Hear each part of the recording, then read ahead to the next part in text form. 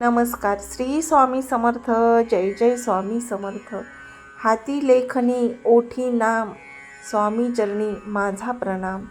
गुरुकृपेचा लाभ मिळो, सुखशांतीने संसार फुलो. अज्ञानाचा अंधार गेला, गुरुकृपेचा दीप उजळला. स्वामी समर्थ कृपादृष्टीने जीवन मार्ग प्रकाशला. नमस्कार स्वामी भक्तांनो. श्री स्वामी समर्थ. गुरुपौर्णिमेपर्यंत 3003 लिखित नामजप कसा पूर्ण करावा, वही भरल्यानंतर त्या वहीचे काय करावे, हे आज आपण या व्हिडिओमध्ये जाणून घेणार आहोत. व्हिडिओ शेवटपर्यंत नक्की पहा, कारण या व्हिडिओमध्ये आपण ही सेवा कशी करणार आहोत आणि ही सेवा केल्यानंतर आपल्याला काय फळ मिळते, हे सगळे या व्हिडिओमध्ये सांगणार आहे. नमस्कार. श्री स्वामी समर्थ. गुरुपौर्णिमा जवळ आली की अनेक भक्त 3003 वेळा लिखित नामजप करण्याचा संकल्प करतात. पण अनेकांच्या मनात काही प्रश्न असतात. 3003 वेळाच का? रोज किती वेळा लिहावे? मध्ये एखादा दिवस राहिला तर चालेल का? आणि सर्वात महत्त्वाचे म्हणजे वही भरल्यानंतर काय करावे? आजच्या व्हिडिओमध्ये आपण या सर्व प्रश्नांची सोप्या भाषेत उत्तरे सोप्या भाषेत जाणून घेणार आहोत. लिखित नामजपाचे महत्त्व. लिखित नामजप म्हणजे फक्त नाव लिहिणे नाही, तो मनाला शांत करण्याचा आणि ईश्वराशी जोडण्याचा एक मार्ग आहे. जेव्हा आपण श्रद्धेने श्री स्वामी समर्थ हे नाव लिहितो, तेव्हा मन हळूहळू एकाग्र होत जाते. नियमित नामजप केल्याने साधनेची सवय लागते आणि मनाला वेगळे समाधान मिळते. ते समाधान पैशात मोजता येत नाही. 3003 नामजप कसा पूर्ण करावा आणि 3003 वेळाच का लिहावा? रोज ठराविक वेळ ठरवा. सकाळी किंवा संध्याकाळी शांत वातावरणात बसा. घाईघाईने लिहू नका. प्रत्येक काम भक्तिभावाने लिहा. प्रत्येक वेळेस भक्तिभावाने श्री स्वामी समर्थ, श्री स्वामी समर्थ असं लिहित चला. आणि जेव्हा लिहिता तेव्हा तुमच्या तोंडामधून पण श्री स्वामी समर्थ असा जप बाहेर आला पाहिजे.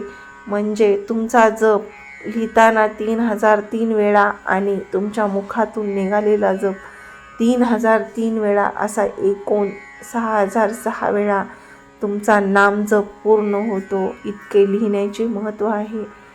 हे लिहिताना तुमच्याजवळ मोबाईल असेल तर ते दूर ठेवा. व्यत्ययापासून दूर राहून नामजप केल्यास अधिक एकाग्रता मिळते, अधिक फळ चांगल्या दृष्टीने मिळते. जर तुम्ही नामजप करत असाल आणि मध्येच उठून कोणतेही कार्य करत असाल तर तुमचे मन एकाग्र राहणार नाही. पूर्ण जीव ओतून नामजप करा. जर एखादा दिवस चुकला तर निराश होऊ नका. दुसऱ्या दिवशी पुन्हा श्रद्धेने सुरुवात करा. वही भरल्यानंतर काय करावे? हा नामजप पूर्ण झाल्यानंतर ती वही भरून जाईल आणि ती भरलेली वहीचं काय करावं? नामजपाची वही ही श्रद्धेने लिहिलेली असल्यामुळे तिचा आदर राखावा.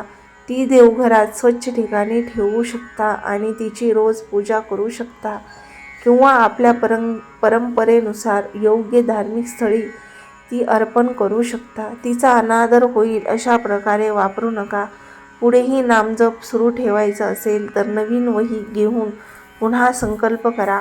आणि हे नामजप करत असताना तुम्ही सुरुवात पहिल्या दिवसानं करत आहात तेव्हा तुम्ही स्वामी समर्थांचा फोटो समोर ठेवा.